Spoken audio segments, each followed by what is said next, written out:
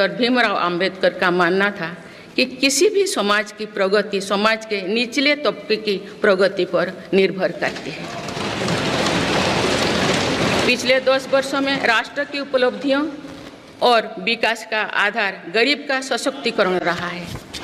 माननीय सदस्यगण, सरकार का ये निरंतर प्रयास है कि देश के युवाओं को अपनी प्रतिभा दिखाने का उचित अवसर मिले। सरकारी भर्ती हो या फिर परीक्षाएं, सुनिए, परीक्षाएं किसी भी कारण से इनमें रुकावट आए, ये उचित नहीं है। इनमें शुचिता और पारदर्शिता बहुत जरूरी है। हाल ही में कुछ परीक्षाओं में हुई पेपर लीक की घटनाओं की निष्पक्ष जांच और दोषियों को कड़ी से कड़ी सजा दिलवाने के लिए मेरी सरकार प्रतिबद्ध है। हमारे इससे पहले भी हमने देखा है कि कई राज्यों में पेपर लीक की घटनाएं होती रही है। इस पर दलीय राजनीति से ऊपर उठकर देशव्यापी ठोस उपाय करने की जरूरत है।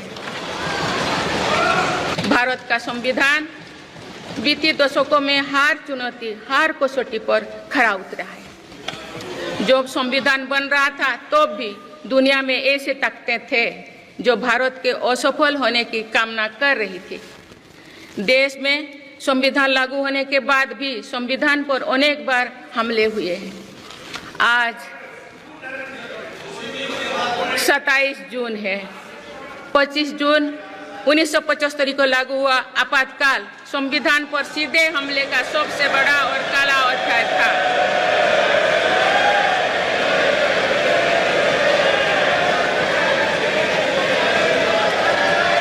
तो पूरे देश में हाहाकार मच गया था, लेकिन ऐसी असंवैधानिक ताकतों पर देश ने विजय प्राप्त करके दिखाया, क्योंकि भारत के मूल में गणतंत्र की परंपराएं रही है।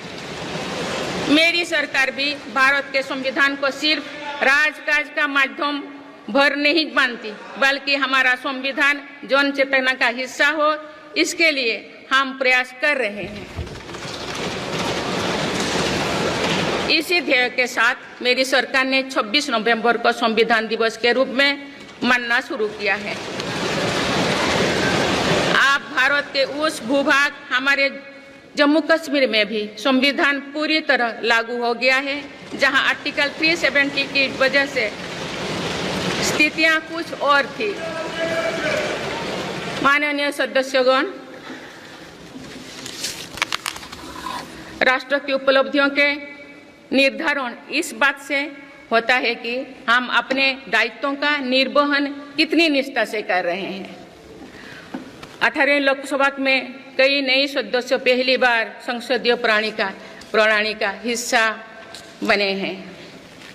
पुराने सदस्य भी नए उत्साह के साथ आए हैं।